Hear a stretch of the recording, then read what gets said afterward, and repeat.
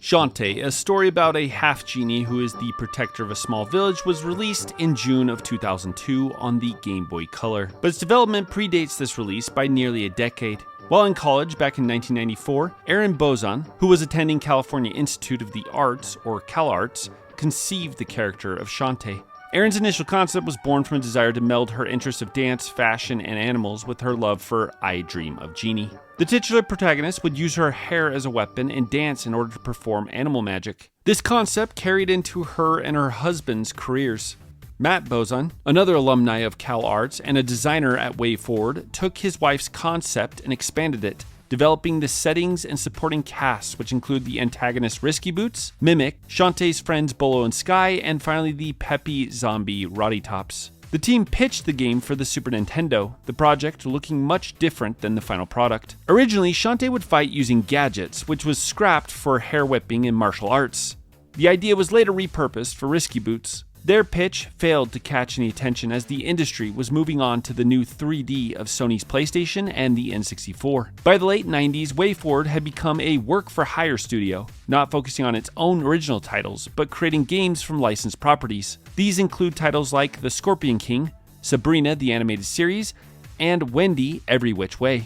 Though the work felt soulless, it paid the bills. It also allowed Jimmy Huey, lead programmer at WayForward, to quietly master the architecture of the Game Boy Color, slowly finding ways to optimize every pixel. After the completion of Extreme Sports for the Game Boy Color, which pushed WayForward's engine to its limits, Voldy Way, founder of the company, greenlit the Shantae titles as a Game Boy Color exclusive. The decision to go with the Game Boy was practical. Development for the handheld was cheap and could be accomplished with a smaller team. This allowed WayForward to fund the project without any outside publisher backing and hand over complete creative control to the Bozons. Shantae became a passion project developed in the margins of the workday. WayForward didn't stop doing licensed titles, but in any open moment, Matt and Aaron Bozon would jump into the Shantae project. As development continued into 2001, the team faced an existential threat to their Little Genie's debut. The Game Boy Advance was released, leaving the Game Boy Color in obscurity. In order to mitigate the impending irrelevance of their title, Shantae was developed with a feature known as GBA Enhancement. The game was programmed to detect the GBA BIOS and would then have a brighter color palette as well as an additional transformation added later. Finding a publisher for Shantae turned out to be the hardest task for the small dev team.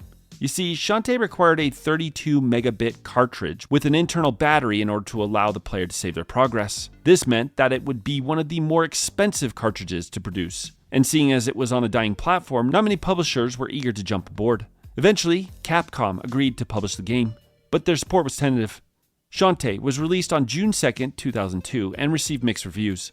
Many saw it as a sleeper hit and compared it favorably to Zelda 2: The Adventure of Link or Castlevania 2: Simon's Quest. Craig Harris at IGN gave it a 9 out of 10, praising it for perfectly emulating Metroidvanias, while Game Informer awarded it a 3 out of 10. This review became infamous among the small fanbase as the reviewer called the game ugly and criticized it for being published on archaic hardware. Shantae sold terribly, reportedly moving around 20,000 units, and because of this, the original cartridge became one of the most sought-after Game Boy Color games in the entire history of the system. Prices ranged from $600 to even $2,000 or $3,000 depending on the copy. This infamy is actually where the popularity of Shantae began. Not in its development, commercialization, release, or critical acclaim, but that it became a keystone collector's piece for any video game enthusiast. Now that we're caught up though, let's finally dive into the first title and decide for ourselves if this half-genie is an overhyped, ugly, archaic platformer,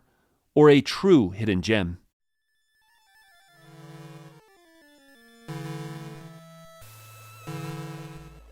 The genesis of the Shantae series, and where our story begins, is a cool sea breeze morning in the small community of Scuttletown. Shantae's tower is attacked by a distant pirate ship, setting off the events of the entire game.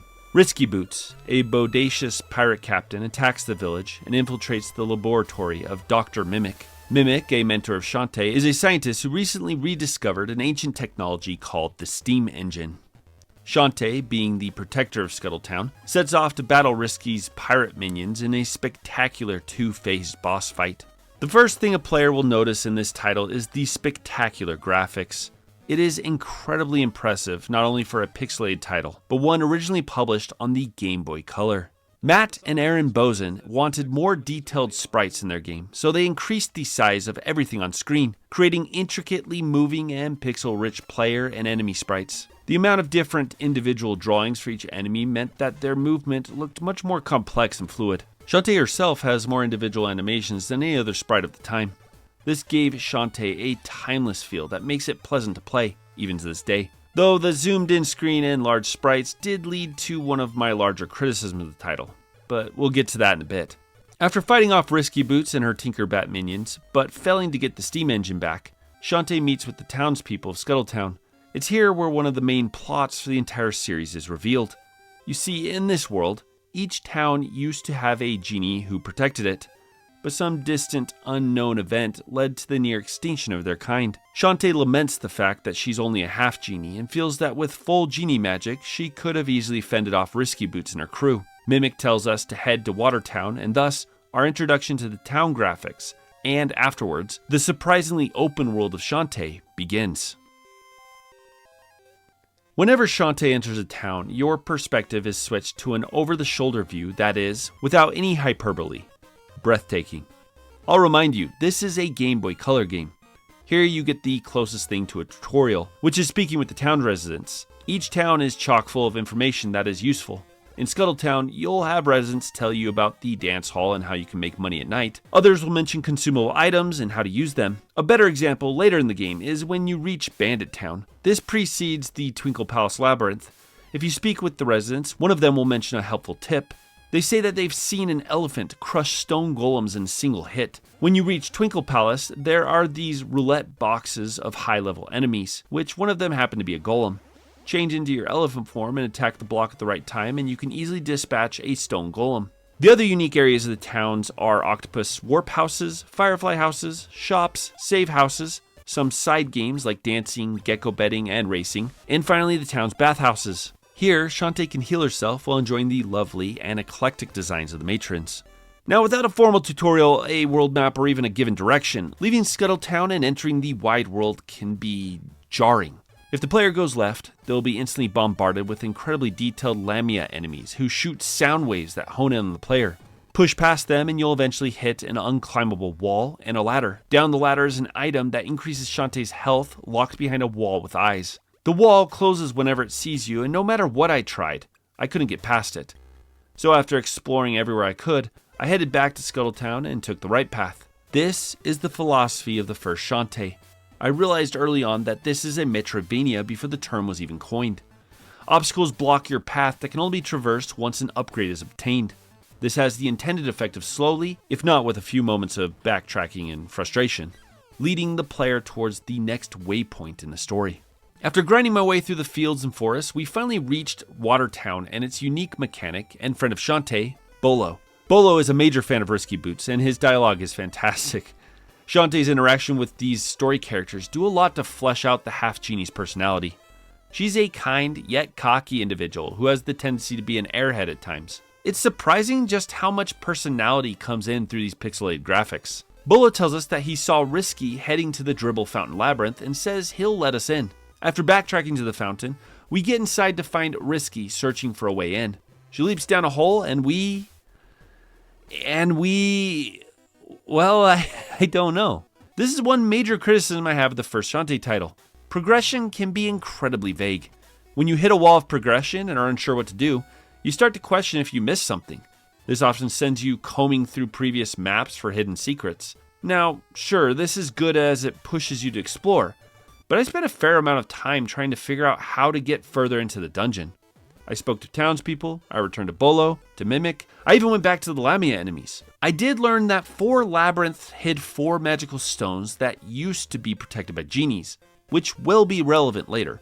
But aside from that, and a dozen failed attempts to get this heart, I had nothing. I returned to the fountain and kinda jumped around until finally I hit the small grate in the background. This leads me to a second criticism. Though the graphics are incredible, with alternating backgrounds, detailed sprites, and an impressive color palette, it comes with a few drawbacks. One is that draw distance is terrible. You're so close up to Shantae that it's impossible to anticipate incoming obstacles like pits, spikes, and enemies. I had to learn to be cautious while playing, avoiding dropping from high up areas or dashing forward recklessly. It's also hard to tell what you can and cannot interact with. The graphics, though impressive, are very flat, meaning that sometimes you can climb this rock wall in the background, and sometimes you can't. Either way, I found the grate and proceeded into the first dungeon. The first labyrinth was different from those who followed. It lacked any sort of central gimmick, but its design is one of my favorites. I loved the waterfalls and these awesome looking statues littering the halls. Before coming in, I purchased an item in Watertown that gave me this dash attack. I used it to defeat the mini-boss, but unfortunately, due to the limited buttons of the Game Boy, the mechanic became more of a hindrance than a help. Either way, I worked my way through until finding a caged genie. This is our first time meeting one of the mythical protectors. She says that she used to be the protector of the labyrinth before a mysterious creature locked her away long ago. After freeing the genie, we are taught our first dance, the monkey transformation dance. In the original concept of Shantae, Erin Bozon had two main ideas. Shantae would attack by whipping her long ponytail, and she would use belly dancing to charm or summon animals. The concept for the dancing eventually turned to a form of magic that would transform Shantae into an animal. For the first title, these include a monkey who has a much higher leap, the ability to climb walls, and can fit in tighter spots. There's an elephant used to break rocks and stumps, a spider for climbing trees and walls in the foreground, and a harpy for flying. These four transformations are the gatekeepers of progression in this title, and aside from a fifth transformation available only in the enhanced version, they are all found by rescuing genies in the labyrinths. After getting the monkey transformation, multiple areas of the dungeon open up to the player, as do many locations on the world map. I gathered a few of these baby squids I could find and made my way to the boss room. Boss design in this title varies in quality. One thing I noticed was how little the transformations were involved. In this first boss, I think you're supposed to transform into the monkey to avoid this wave of water, but I wasn't able to do it due to the precise inputs of the dance mechanic. I'll speak about that later. The boss of the Desert Labyrinth is probably the most involved when it comes to transformations. The Desert Labyrinth is where you obtain the elephant transformation, and during a fight with the giant golem boss, I had to transform in order to stun the monster, before switching back to Shantae to attack the gem on its forehead. The third Labyrinth boss didn't use the spider transformation at all. This felt more like a standard enemy than a full-out end dungeon boss.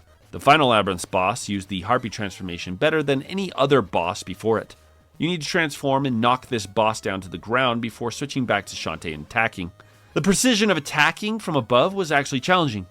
Anyway, we beat the boss of the Dribble Fountain Labyrinth, got the Water Element Stone, and went back to find Bolo in a state of masochistic ecstasy after being beaten up by Risky Boots. Shantae is told that the next Elemental Stone can be found at Oasis Town, so I say goodbye to Bolo and head back the way I came. Having went left after leaving Scuttletown, I knew that with the monkey transformation, I could scale the tall walls now.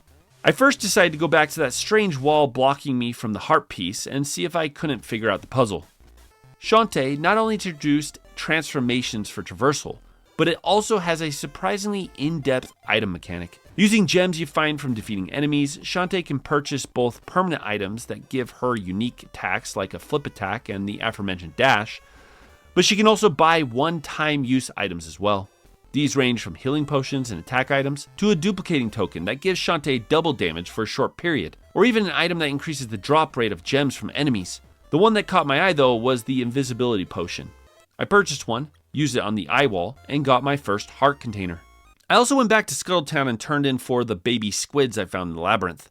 These squid houses in each town serve as the game's fast travel system. If you can collect 4 baby squids and give them to their mother, you get a dance that will bring you back to that town if used. In my entire playthrough, I only found enough squids to fast travel to Scuttletown, which is in the middle of the map, and the zombie caravan, whose location changes each night. This brings me to another major criticism of the game. As you play through Shantae, you'll notice that it has some fantastic menus. The File Select menu and the Game Over menu with Risky Boots are especially a favorite of mine. You have menus for your dances and your inventory, so why did they not give you a world map? Shantae's world isn't complex. You either go right or left. At least that's how it seems. But like any good Metroidvania, there are multiple hidden paths, items you need to backtrack to later, and a dozen towns you need to remember throughout your playthrough. I can think of no reason to avoid giving the player a world map. Knowing that Oasis Town is located in the Woman's Desert and you need to go down this small ladder in order to get there would have been very helpful and not at all a detriment to the gameplay. Either way, I finally found Oasis Town and met our next NPC, Sky. Before getting into our encounter with Sky, I want to pause and talk about the gem resources. Defeating enemies or breaking jars and boxes net you this currency. From what I can tell, the only thing gems are good for is buying consumable items and attack upgrades. The attack upgrades are all purchased in Watertown, and there are only 4, so after you've obtained all that, you really only need it for healing potions and the like. You don't receive experience or any other perks from defeating enemies, so either you do it because they're in your way, or you need cash. The Gecko Chamber, found in Oasis Town, completely undermines the entire loot drop mechanic of the game. This thing is the prime place to make money, especially if you're playing on the Switch version with save states. A player can easily grind to the maximum 999 gems in only a few minutes with save scumming. Once I reached here, I never really took the time to fight enemies unless I had to. If they dropped consumables, or perhaps had a higher drop rate of hearts, I might have been motivated. But overall, the Gecko Chamber becomes the de facto place for gem grinding. After gambling myself filthy rich and purchasing all the rest of the attack upgrades from Watertown, I made my way to Sky's house. Sky is an old friend of Shantae and runs a messenger bird business. She offers to let her bird companion lead Shantae to the Golem Mine Labyrinth. The Golem Mine ended up being my favorite dungeon in the game. It had this color mechanic where Shantae had to run through colored fountains in order to avoid being attacked by the alternate colored enemies. It's also used in some clever puzzles as well. The elephant transformation wasn't too impressive. It has slow movements and no jump to speak of, but using it in the easy boss fight was fun. Anyway, we beat the dungeon, stopped Risky Boots, and received the Firestone. After exiting the mine, Sky's bird tells us to go past Watertown to the zombie caravan and talk to someone named Roddy Tops, an NPC that became one of my personal favorites. After topping off my gems at the Gecko Chamber, I used my new warp dance and headed for the caravan. This is probably a good time as any to talk about the dancing mechanic. Aaron Bozen's original concept was truly inspired. The Oriental-themed world and people of Shantae are dripping with creativity and charisma. The mechanics of this title don't settle for generic, bland ideas, but pushes the boundaries of what's been done. The most unique of those being the dance mechanic. By pressing B, the player puts Shantae into a dance state. The music indicator on the screen is your metronome, and you have to press the right buttons and directions on count in order to transform. Though this is really cool and requires you to be on step, kind of like you were dancing, it isn't very, well, fun. If you miss the timing of your note, you have to start all over. Also, if you mix up your dances, you transform, untransform, and try again. All in all, it becomes a bit of a drag. I wish the mechanic looked something like the ocarina from the 64 Zelda titles. There you can tap in the inputs as fast as you want, watch the performance, then go on with your playthrough. Instead, dancing forces you to pause and tediously time your inputs in the correct order every time. In battle, this is even worse. It destroys the pace and all in all, feels a little overkill. Now, after stalking back on items and finding the monkey claw, which allowed me to attack while in the monkey form, I used my new elephant transformation to break past a stone barrier and headed for the zombie caravan. The sheer creativity of this world is staggering at times. Not only do you have deserts, mountains, sky temples, and seaports, but a caravan of zombies that only appears at night. After speaking to some of the inhabitants, I found Roddy Tops, who offered to take me to the next dungeon if I beat her in a race. This thing gave me Battletoads PTSD. You essentially have to memorize the obstacle as your reaction speed has to be impenetrable, and you're afforded only a single mess up.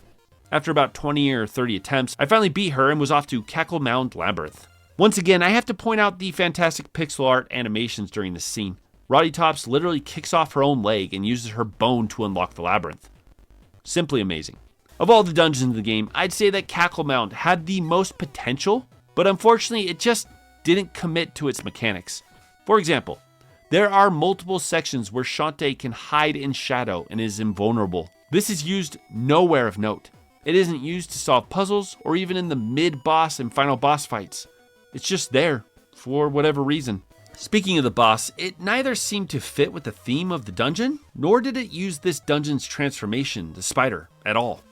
The spider itself ends up being the single most useless transformation in the game. Its movement is slow, but it has a high vertical jump and can climb on webs, trees, and apparently this rock in the background.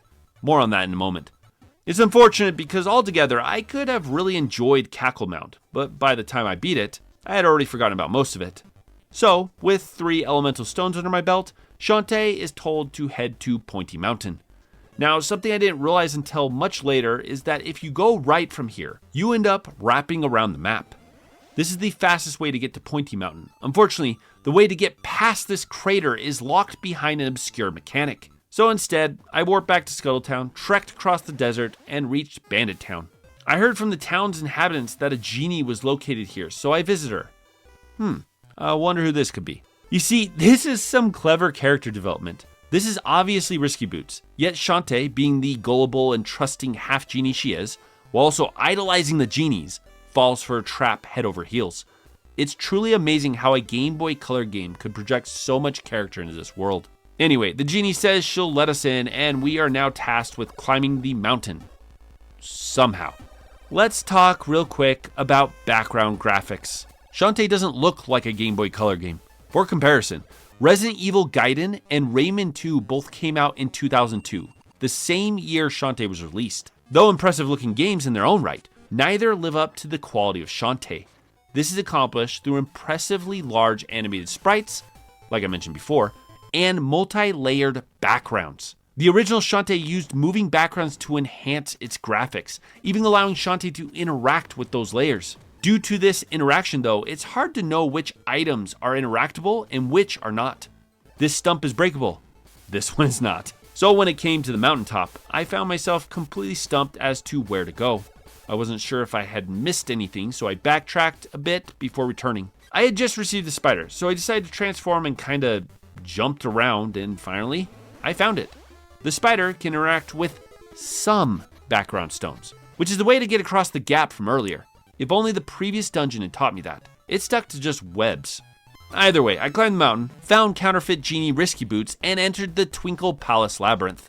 Of all the dungeons, the Twinkle Palace was the most puzzle-heavy, with block and zoom puzzles all around. The Harpy transformation, which is the last official transformation in the game, opens up all the rest of the regions on the map. It's a bit hard to control through tight spaces and led to a few unfortunate deaths, but the sheer freedom it affords makes up for it. After backtracking to find a key I missed, I beat the boss, but was shocked to find that the genie wasn't a genie at all, but the smoking hot Risky Boots. I'm serious though, look at this game over screen. Bolo and I have something in common. Anyway, Risky takes all 4 stones and escapes, leaving Shantae tied up. After breaking free, I headed to town and picked up the transformation unique to the GBA version of the game. This turned Shantae into a Tinkerbat, Risky Boots henchman. I couldn't really see a difference between it and the monkey, especially after getting the monkey claw, but I used it for a bit anyway. After this, I headed back to get direction from Mimic, only to be told to find the highest point. You see what I mean? I wasn't sure what that meant, seeing as I was just in a place called Pony Mountain. But I had my Harpy transformation and some time to kill, so I started flying across each map, hoping to find something. I'm not sure if this was somehow placed perfectly or what, but I quickly found this telescope sitting atop a floating platform. A magical voice tells Shantae that she can be warped to the island where Risky Boots is, and after some back and forth, we head on over. This is essentially the final dungeon of the game. It's pretty straightforward. That is until I got to the steam engine. I had no idea what to do here. I found the stones inside and even discovered a way in, but once there, I didn't know what to do. Once again, the amazing graphics played against the player. The answer was to transform into the monkey and climb back into the machine's arms. I incapacitated the steam engine and geared myself up to confront Risky Boots. This is the only hard boss battle in the game. Risky's moveset intensifies as she takes damage, and for whatever reason, Shantae's sprite color changed as well. I wasn't sure what was going on, but when Risky Boots' hat fell off, she went into a wild, erratic pattern that pushed my skills to the test. Again, I have to point out how much of a waste it is not to utilize the transformations in some way, but I can't complain, as finally defeating Risky Boots was the best challenge Shantae had to offer. After being Risky and pausing for a moment to marvel at her torn clothing, this thing is a pixelated dream. She escapes, and Shantae tries to fly away before the island explodes. She does escape, but not before the half-genie is transported to a mysterious realm. It's here where we get some of the best pixel art I have ever seen on the Game Boy Color. The 4 free genies who presented Shantae with her transformations appear and offer to turn Shantae into a full-fledged genie for her actions. Once transformed, she'll be able to enter the genie realm. Shantae, troubled by this, asks if she will ever see her friends again. The genies say no, and Shantae, giving up on her dream of becoming a full-fledged genie, decides to return to Scuttletown. The townspeople and Mimic greet her, and we're sent off with an image of the Tinkerbats fixing Shantae's house, while our heroine takes a much-needed rest. Shantae 1 is a marvel of technical achievement. Playing this in the modern day doesn't take away from its accomplishments in the least. It isn't without a few issues though. The screen is dedicated to intricate and detailed sprites, but because this draw distance is so claustrophobic, you often find yourself running straight into hazards. There is also a desperate need for some clarification on how to progress. The day and night cycle doesn't seem to do much, and this title is in desperate need of a map. That aside, the game is beautiful. The characters are incredibly memorable, especially the titular protagonist Shantae and her bodacious rival Risky Boots. Overall, I'd recommend anyone who appreciates older platformers to take 8 hours out of your week and play this absolute gem of gaming history. After Shantae's failure in the early 2000s, WayForward looked to digital releases to try and promote their series. In 2013, Shantae was released on Nintendo's Virtual Console, allowing players to finally experience it. Later on, the title was ported to the Nintendo Switch and included the GBA enhancements the team had implemented all those years ago. Finally, Shantae, a video game that had all the worst timing possible, was recognized for what it was, a masterpiece lost in time. But it wasn't the game that finally launched the series completely. That credit falls to the next game in the series, Shantae: Risky's Revenge.